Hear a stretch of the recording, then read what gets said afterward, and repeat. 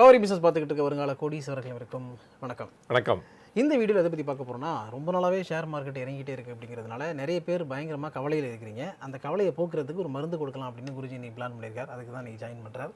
Let's welcome.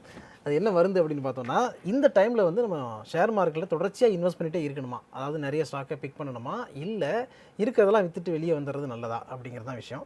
So start பண்ணுங்கள் sir.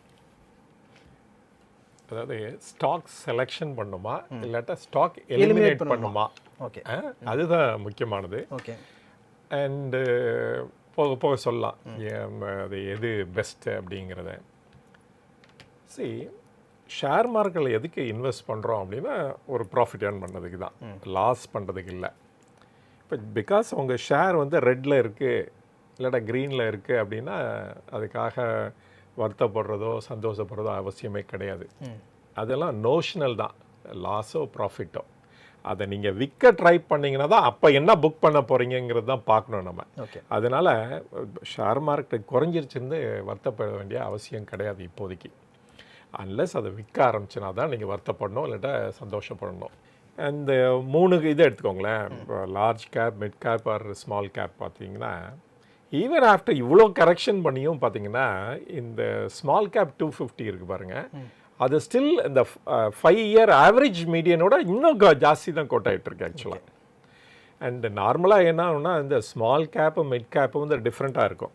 Like large கேப்போட large gap குறையும் போது இது இன்னும் ஜாஸ்தி குறையும், அண்ட் ஏறும்போது இந்த mid cap and small cap இன்னும் ஜாஸ்தி ஏறும். இதுதான் நம்ம எப்பொழுதுமே பார்த்துட்ருக்கோம். அண்டு இந்த டைமில் குறைஞ்சாலும் ஸ்டில் 5 இயர் மீடியனுக்கு மேலே இருக்குது இந்த மிட் கேப் 250ங்கிறது. ஏன் லார்ஜ் கேப் வந்து நிறைய குறையல, என்ன காரணம்னு அவங்களால யூகிக்க முடியுமா, என்ன காரணமாக இருக்கலாம் அப்படின்ட்டு? ப்ளூ சிப் கம்பெனிஸ் எப்பயுமே ஸ்ட்ராங்காக இருக்கும் அப்படிங்கிறது நம்ம நிறைய இடங்களில் பார்த்துருக்கோம், நிறைய கரெக்ஷனில் பார்த்துருக்கோம். அந்த விஷயங்கள் கண்டினியூ ஆகுதுன்னு எடுத்துக்கலாம். அது இல்லாமல் வேறு எதுவும் ரீசன் இருந்தால் நீங்கள் சொல்லுங்கள். ரைட். இல்லை, இதை தவிர வேறு ரீசனும் இருக்குது. ஃபார் எக்ஸாம்பிள் இப்போ நிறைய கம்பெனி எடுத்துக்கோங்களேன். ஃபார் எக்ஸாம்பிள் ஏஷியன் பெயிண்ட்ஸை எடுத்துக்கோங்க. ஏஷியன் பெயிண்ட்ஸு எவ்வளோ ஏறிச்சு எவ்வளோ இறங்குச்சு, அது பர்ஃபார்மே பண்ணலை. இதோ லார்ஜ் கேப்பில் உட்காந்துட்ருக்காது. ஓகே, HDFC எடுத்துக்கோங்களேன். இந்த பாஸ்ட் ஒரு 200-300 ருபீஸ் மேலே போகும், திருப்பியும் குறையும். இப்படி தான் நடந்துகிட்ருக்கு. மெனி ஆஃப் த கம்பெனிஸ் அப்படி தான். ஈவன் ரிலையன்ஸ் கூட பெரிய லெவலில் பர்ஃபார்ம் பண்ணல. Take the case of Punjab National bank and other bank, even SBI கூட எடுத்துக்கோங்களேன். இந்த லெவலில் பெரிய லெவலில் இவங்க பர்ஃபார்ம் பண்ணவே இல்லை. நீங்கள் பாஸ்ட் 4 இயர்ஸ் பார்த்தீங்கன்னா 4% growth தான் இருந்திருக்கும். ஆர் SBI வந்து ஸ்லைட்லி பெட்டராக பண்ணியிருக்கலாம், அவ்வளோதான். ஸோ இப்படி இருக்கிறப்ப நீங்கள் எப்படி வந்து அது வந்து மேலே ஏறிட்டு குறையும், ரொம்ப வெகுவாக குறையும். ஆக்சுவலாக ஏறவே இல்லை பெரிய லெவலில், அதனால ஸ்லைட்டாக குறைஞ்சிருக்கு அப்படின்னு தான் சொல்லலாம் நம்ம. பட் ரியல் ப்ராஃபிட் எங்கே இருக்குன்னா மிட் கேப் அண்ட் ஸ்மால் கேப்பில் தான் இருக்குது. அதனால தான் மக்கள் எல்லாரும் இன்வெஸ்ட்மெண்ட் பண்ணும்போது அந்த ஏரியாவை நோக்கி போடுறாங்க. ஏன்னா ஸ்மால் கேப் தான் மிட் கேப் ஆக போகுது, மிட் கேப் ஒரு நாளாக வந்து லார்ஜ் கேப்பாக ஆக போகுது.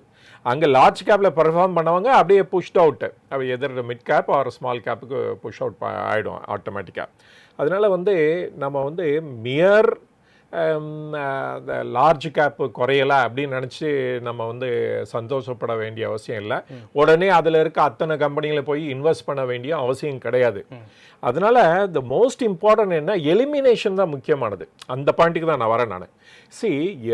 எந்த stock will give good return, அவங்களுடைய EPSஓ இல்லாட்டா அவங்களுடைய க்ரோத்து ஆன் த ரெவென்யூ சைடாக இருக்கலாம், இல்லாட்டா ப்ராஃபிட்டபிலிட்டி சைடாக இருக்கலாம், இல்லாட்டா இபிட்டா அந்த சைடாக இருக்கலாம். அது அட்லீஸ்ட் ஒரு 10% அது க்ரோ ஆகிட்டு இருக்கணும் ஈச் இயர். அப்போ தான் அதில் போய் இன்வெஸ்ட் பண்ணலாம். அதனால தான் நான் அடிக்கடி சொல்வேன், கிரேட் கம்பெனியும் must go with a great stock அப்படின்னு சொல்லுவாங்க. ரெண்டும் சேர்ந்து போகும்போது தான் நமக்கு வந்து நல்ல ரிட்டர்ன் கிடைக்கும். அப்புறம் ஷேர் மார்க்கெட்டில் வந்து இன்வெஸ்ட் பண்ணி அதை ஜெயிக்கிறதுங்கிறது அவ்வளோ ஈஸியானது கிடையாது. எனி க்ரோத் இருக்குன்னு வச்சுக்கோங்களேன், கொஞ்சம் டிஸ்கம்ஃபர்ட் இருக்கும், இல்லாட்டா நிறைய டிஸ்கம்ஃபர்ட் இருக்கும். எவ்வளோக்கு எவ்வளோ உங்களுக்கு டிஸ்கம்ஃபர்ட் ஜாஸ்தியாக இருக்கோ அவ்வளோக்கு எவ்வளோ ஒரு நாளைக்கு வந்து உங்களுக்கு நல்ல ரிட்டர்ன் கிடைக்கும்னு எடுத்துக்கலாம் நீங்கள். அது மட்டும் ஏன் வச்சுக்கோங்க. Nothing is permanent in life, nothing is permanent. இன்றைக்கி குறையிறது நாளைக்கு ஏறும், இன்றைக்கி ஏறுறது நாளைக்கு குறைய தான் செய்யும். இதுதான், இது நடக்க தான் செய்யும், நடந்தே ஆகும். இதுதான், நத்திங் இஸ் பர்மனெண்ட்.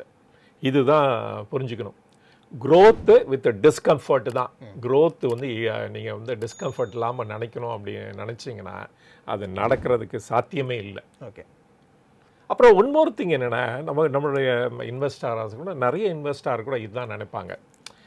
சக்ஸஸ்ங்கிறது அவனை பார்த்து அவன் ஏர்ன் பண்ணிட்டான், இவன் ஏர்ன் பண்ணிட்டான், நான் ஏர்ன் பண்ணல அப்படின்னு நினைக்கிறது தான் ப்ராப்ளம்.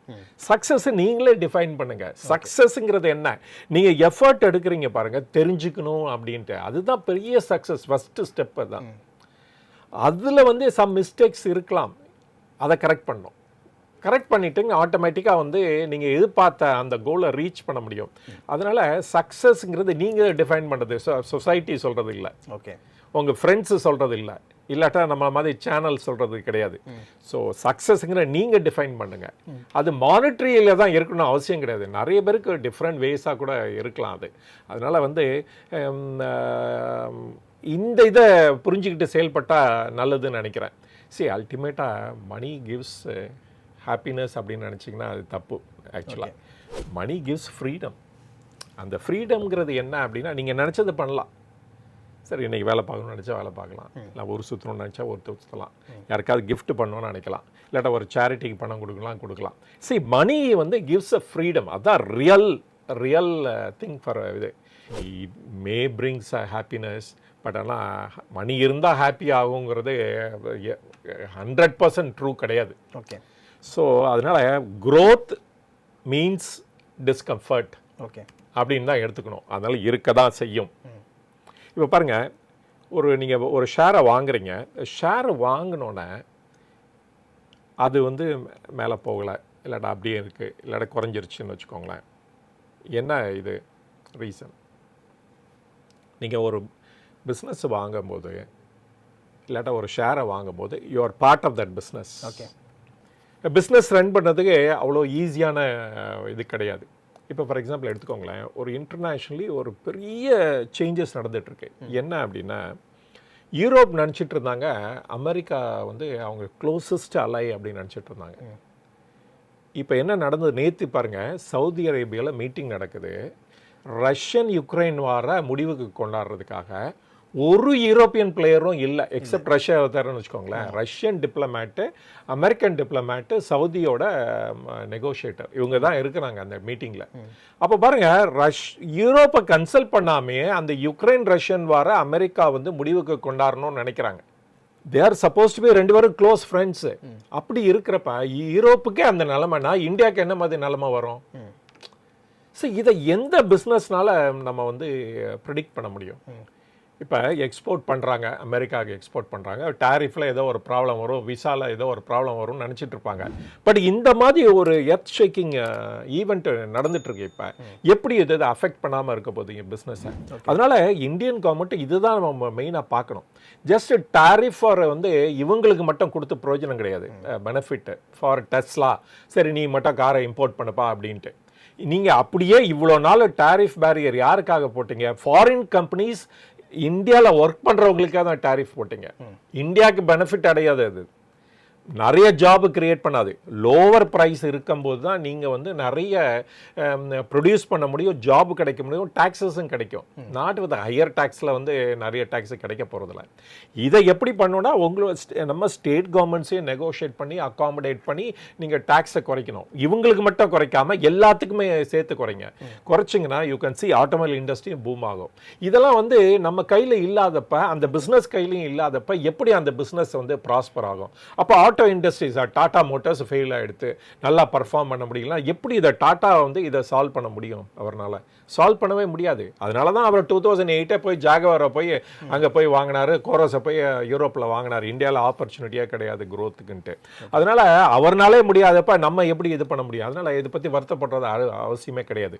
ஸோ ஸ்டாக் செலக்ட் பண்ணும்போது நம்ம ஃபஸ்ட்டு எலிமினேட் பண்ணுங்கள், அப்புறமேல செலக்ட் பண்ணுங்கள். இதுதான் முக்கியமானது. இது நம்ம பார்த்துட்டே இருக்கணும் எப்பொழுதுமே. ஸோ நீங்கள் பார்ட் ஆஃப் த பிஸ்னஸ் ஆகிட்டீங்க. அந்த பிஸ்னஸில் வந்து நல்லது இருக்கும், கெட்டது இருக்கும், அது அனுபவிச்சு தான் ஆகணும். ஏன்னா க்ரோத்து வந்து வித்தவுட் டிஸ்கம்ஃபர்ட்டு, வித்தவுட் பெயின் இல்லாமல் இருக்கவே போகிறதில்ல. ஓகே, அது மட்டும் புரிஞ்சுக்கணும். அதனால் வந்து கவனமாக செலக்ட் பண்ணும்போது கரெக்டாக செலக்ட் பண்ணுங்கள் த்ரூ எலிமினேஷன். ஓகே. அதுதான் நான் நினைக்கிறேன் முக்கியமான தெரிஞ்சிக்க வேண்டியது. இந்த அமெரிக்கன் லெசன் தான் ரொம்ப இம்பார்ட்டன்ட் லெசன் ஃபார் அஸ் அப்படின்னு எடுத்துக்கலாம் நம்ம. ஓகே, இப்போ அமெரிக்காவுக்கும் இந்தியாவுக்கும் இடையில் இருக்கிற ட்ரேட் இம்பேலன்ஸ் இருக்குல்ல, அதை கரெக்ட் பண்ண போகிறோம்னு சொல்லியிருக்காங்க. 2030 $500 பில்லியன் ரெண்டு நாடுகளுக்கும் இடையான வர்த்தகத்தை மேம்படுத்தணும் அப்படிலாம் பேசியிருக்கிறாங்க. அதில் முக்கியமாக அமெரிக்கா சொல்கிறது என்னென்னா, அந்த F-35C விமானத்தை நீங்கள் வாங்கிக்கங்க அப்படின்னு சொல்கிறது. அதுக்கப்புறம் எங்ககிட்ட இருந்து நிறைய ஆயில் வாங்குங்க, சிஎன்ஜி வாங்க அப்படின்லாம் சொல்கிறாங்க. இந்த ஆயிலெல்லாம் அமெரிக்கா கிட்டேருந்து வாங்கும் பொழுது அது நம்ம இண்டஸ்ட்ரிக்கு சப்போர்ட்டாக இருக்குமா?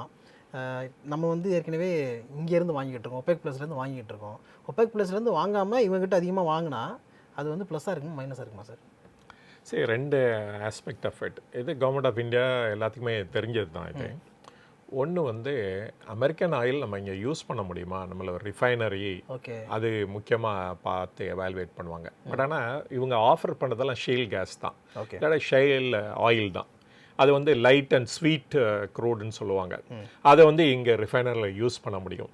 பட் ஏன் அமெரிக்காலேருந்து நம்ம வாங்கலை, ஏன் கல்ஃபில் போய் நம்ம வாங்குகிறோம்? ஆப்வியஸ்லி அதான் ரீசன்.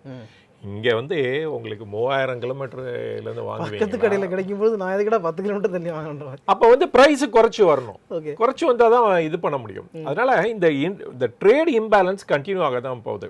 அதனால பீப்புள் லைக் டெஸ்லாக்கு வந்து ஒரு பெனிஃபிட். ஏன்னா அந்த ஒரு ஐட்டம் தான் அமெரிக்கா வந்து ஈஸியாக எக்ஸ்போர்ட் பண்ண முடியுது இன்னைக்கு.